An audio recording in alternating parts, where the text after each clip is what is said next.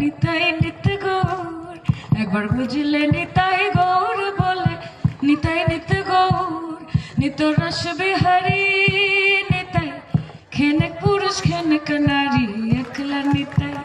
হরি নাম নিয়ে জগৎ মাতালে আমার একলা নিতাই, হয়ে আমার নিতাই নিত গৌর, একবার বুঝলে নিতাই গৌর বলে নিতাই নিত গৌর, নিত কল্প তরু নিতাই, প্রেমদাতা জগৎ গুরু একলা নিতাই।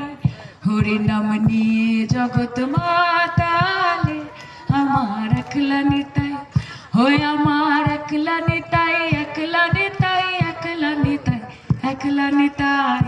হরি নাম নিয়ে জগৎ মাতালে। মা বলো জয় নিতাই, বলো রাধে রাধে, বলো গুরু হরি বল হরি। আর এবার তো দাদারা আছে, স্পেশাল রিকোয়েস্ট তো থাকেই সবসময়। হবে নাকি পাল তুলে হবে নাকি? গাইবেন তো, সঙ্গে গাইবেন তো? আসলে পাল তুলে দে ও মাঝি, হেলা করিস না। পাল তুলে দে মাঝি, হেলা করিস না। ছেড়ে দে নৌকায় আমি যাব মদিনা, ছেড়ে দে নৌকায় আমি যাব মদিনা।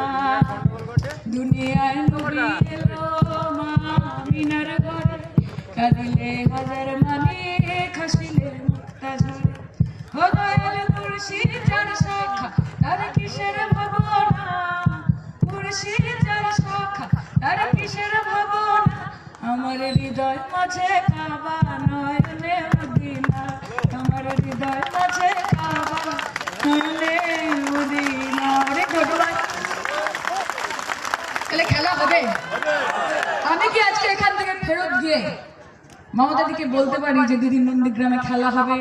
শিবমোগের মানুষ জানে कि रोशनी चांद से होती है सितारों से नहीं, कि रोशनी चांद से होती है सितारों से नहीं, मोहब्बत दीदी से होती है किसी शाह या मोदी से नहीं। जा তারপরে তিনি বলেন যে ভুলতে পারি নিজের নাম, ভুলবো না কোন নন্দীগ্রাম। কাজে মমতাদি কোন আবেগের জায়গা থেকে এই কথাটা বলেন সেটা আমি হয়তো এই মাটিতে এসে আজকে আরো বেশি বুঝতে পারছি। আমি আপনাদেরকে খুব বেশি এদিক ওদিকের কথা বলবো না। দেখুন সামনে নির্বাচন, আগ কা দরিয়া হ্যায় আর ডুব কে জানা হ্যায়, তাই তো? আর আমরা কি বলি कि खुद ही को कर बुलंद इतना कि खुदा बंदे से खुद पूछे कि बोल बंदे तेरी रजा क्या है। মানে আমি যদি কিছু চাই যে আমি এটা করব, ঈশ্বর আল্লাহ উপর থেকে একটা আলাদা আশীর্বাদ দেয়, দেয় তো, আলাদা শক্তি যোগায় কি মা? তো আপনাদের যে বিধায়ক, আজকের দিনে তার নাম নিতে আমার ইচ্ছে করছে না, কিন্তু বাধা বাধ্যকতা যেহেতু এখানকার বিধায়ক, দু একটা ভালো কথা আমাকে বলে যেতেই হবে এখান থেকে, তাই কি না?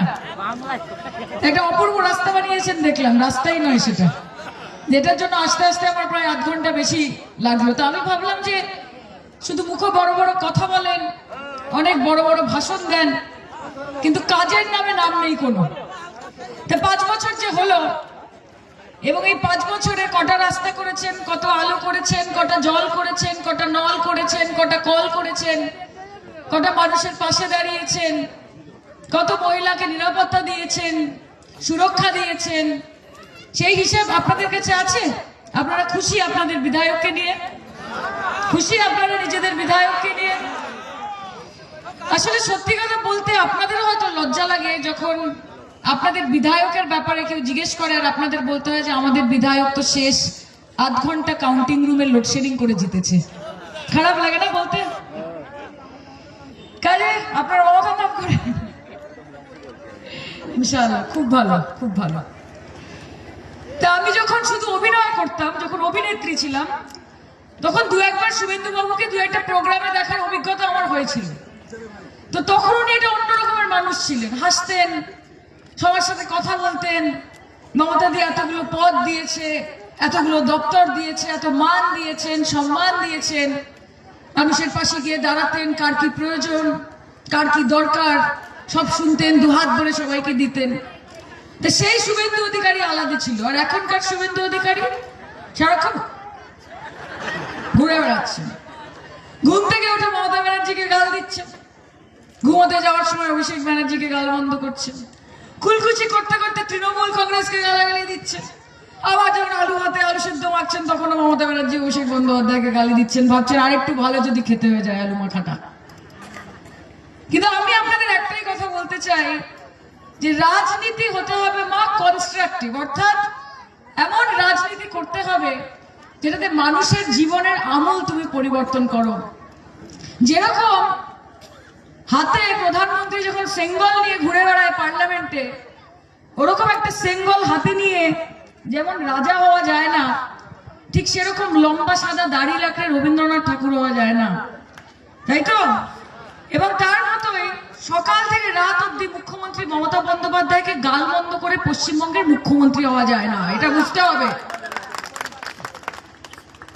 আর যাদের দরবার করছেন সেই বিজেপির ফুল ফর্ম কি? বিজেপি কে জানে? বিজেপির মানে কি?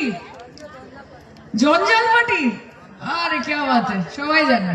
তাহলে এক হলো ভারতীয় জঞ্জাল পার্টি, এক হচ্ছে বাংলা জ্বালাও পার্টি, এক হচ্ছে ভারতীয় জুমলা পার্টি। এইসব নাম, এইসব খ্যাতি তারা অর্জন করেছে। এবং এই বাংলায় আসার তাদের কারণ কি? যে এখানে আমার হিন্দু মায়েরা বসে আছে, বৌদিরা বসে আছে, এখানে যে আমার ভাবিরা বসে আছে, চাচিরা বসে আছে, এর মাঝখান থেকে একটা এরকম লাইন টেনে দিতে হবে যে হিন্দুরা একদিকে থাকবে আর মুসলমানরা একদিকে থাকবে।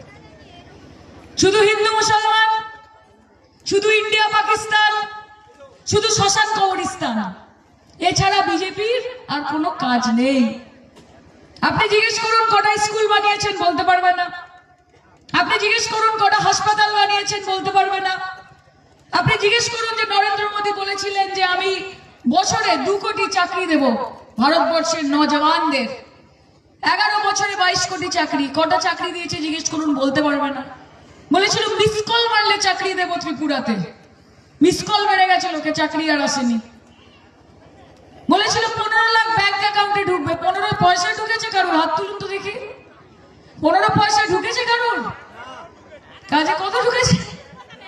1 টাকাও ঢোকেনি।